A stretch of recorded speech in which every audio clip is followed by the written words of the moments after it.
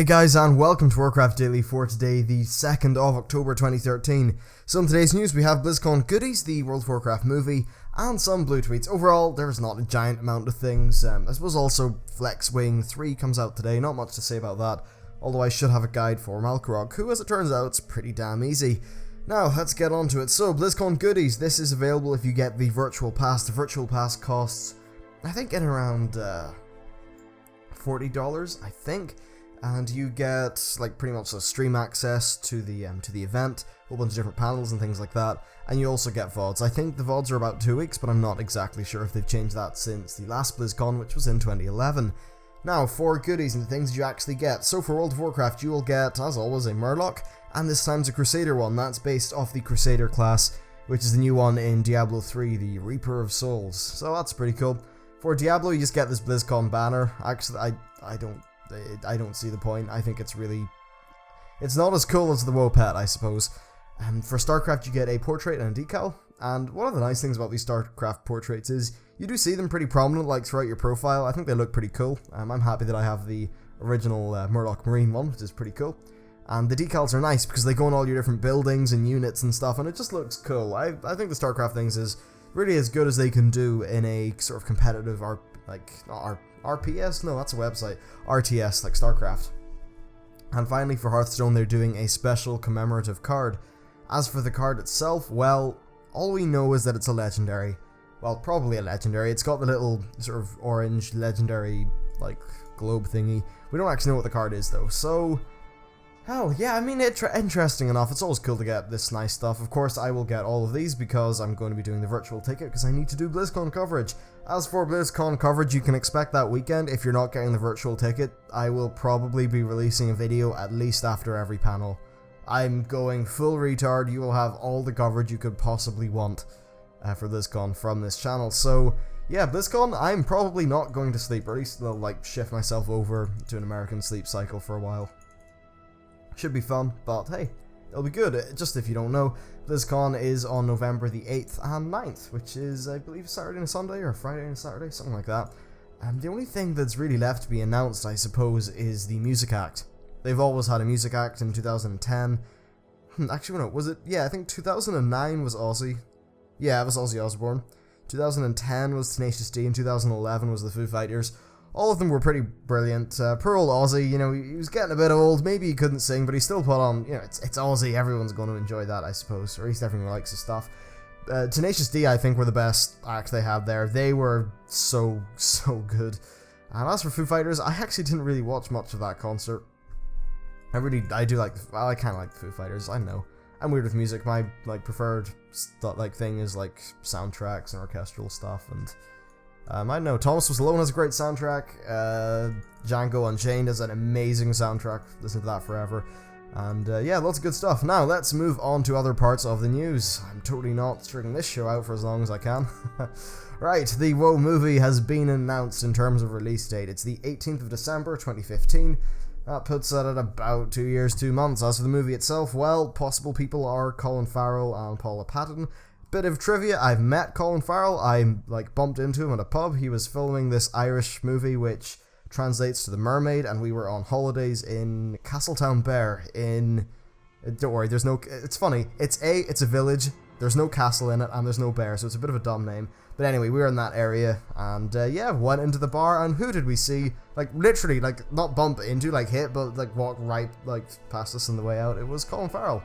And oddly enough, the place that we stayed in, like the house we rented, was like maybe 100 meters from where his film crew were, like where their, I suppose, house's accommodation was.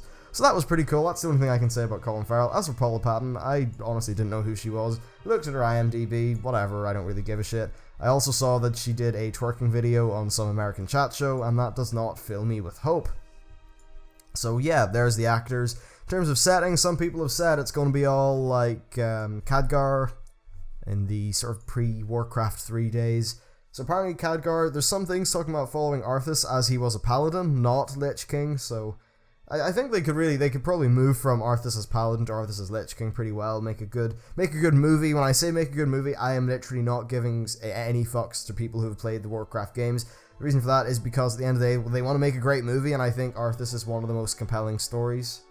At least one of the most compelling stories that anyone could jump into and understand. You know, corrupt sword, his sort of ideals and morals are, you know, at the end, kind of like, no, a bit like a Walter, you know, like a Walter White. You know, he sort of starts off kind of okay and then really turns really fucking corrupt and evil. Of course, though, for the actual people who have been, you know, experienced the Blizzard lore and stuff like that, we have seen a lot of Arthas. Personally, I'm always up to see it again, but, you know, when people say, well, yeah, we had an entire expansion in Arthas, we have had a book in Arthas, we had Warcraft 3 in Arthas, I do get, like, I said, again, I need to stop doing that. Fuck. Anyway, I do think that that's definitely a very valid criticism, that they've really been rehashing that story a lot and making great use of it. I think that is kind of indicative of the fact that they haven't really been able to write some of the best lore recently. I mean, Garrosh is pretty good, but I don't think he's not their best thing, I guess. Anyway, let's move on to other things. This time it's blue tweets. So somebody said the idea for reducing button bloat would be pretty good, and they're like, basically, his idea was that as you move on through the game, you start off with your core abilities, that sort of thing, normal, right? So yeah, you have your core abilities, and as you go on, these would be replaced by more interesting abilities, much in the way that, say, warriors used to. They'd have strike, and then that would be replaced by heroic strike. It was a little thing, I think that was a thing, anyway, stuff roughly like that. And I think that this actually could be a really interesting idea, but it wouldn't work in World of Warcraft. And the reason I think that is because it would have to be in there from the start. It would have to be a very bespoke part of the class's leveling sort of design. Yeah, leveling design, button design, rotation design, all that shit. This would need to be in there from the start. To shoehorn it into World of Warcraft would just not work at all, I don't think. Also, they said the idea of like abilities being radically improved and then being renamed. While that would be cool as a leveling experience, because it would make a very sort of visceral feel to the increase in your character's power, but the problem is stuffing it into WoW's current system would just confuse everyone. They'd be like, okay, why is my spell ability completely changing with a new name? That's confusing, I liked the old one. So yeah, this guy, I think, if you were starting off a game, then this could be the sort of system you could use, but in World of Warcraft, it's not going to be a thing. Also, Blizzard said that in response to a lot of the bugs on the Timeless Isles, the one in the live version, they said they can't catch everything in the PTR, and honestly, this is true. A lot of people were playing the PTR, but nowhere near as many people. I mean, you probably had the equivalent of like one kind of, not sparsely populated server. Well, each like PTR server, they'd be busy enough, I guess, but honestly, it's like 3 servers versus all the servers of live in terms of how much information you're getting. And also, there's so many bugs that they do catch that it's very easy for things to slip by.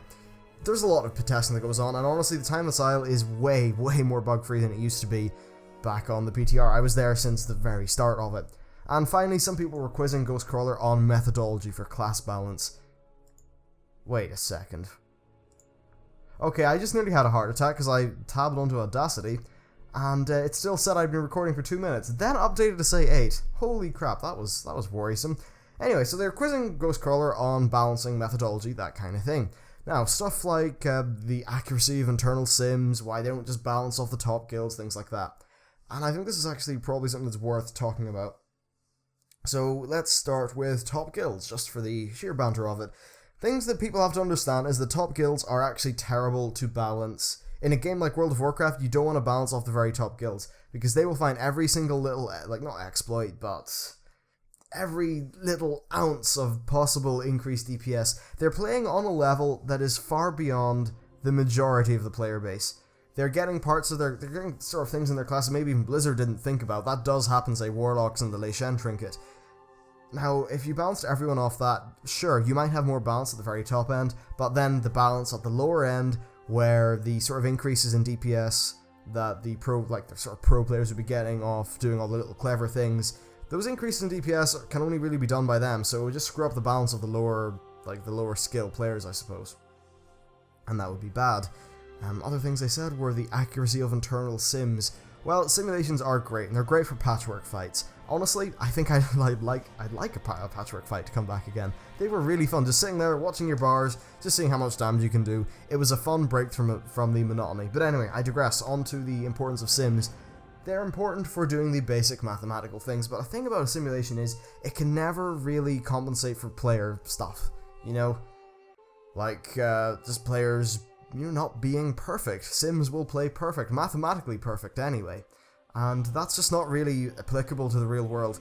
Honestly, a lot of the time they just need to get the millions and million, well, yeah, 8 million or whatever players to jump into live, start attacking bosses, and then Blizzard can just sit back and harvest all that data. It's all going through their servers, they have that data, and that's why we do see sort of hotfix patches coming out that affect balance. I remember, was it maybe a week ago, 2 weeks ago? There was quite a lot of, like, big class changes, I suppose pretty big, in terms of numbers, in and around from 5 to, I think, 20 or 30%. Changes in DPS, which is pretty crazy. That's just for specific abilities, not classes. But it just does go to show that you just need that large sample size of a very large kind of range of skill levels, and that's the only thing you're going to get in life. Even on the PTR, you're going to get the more skilled players in the PTR. It's just it's the way the kind of bias of the PTR is. Anyway, that's it for me. Somehow I have managed to turn 0 news into, well, probably 11 minutes of inconsequential bullshit. But, yeah, good thing to do if you're a YouTuber. Thanks for watching, hope you enjoyed it somehow, and I'll see you next time.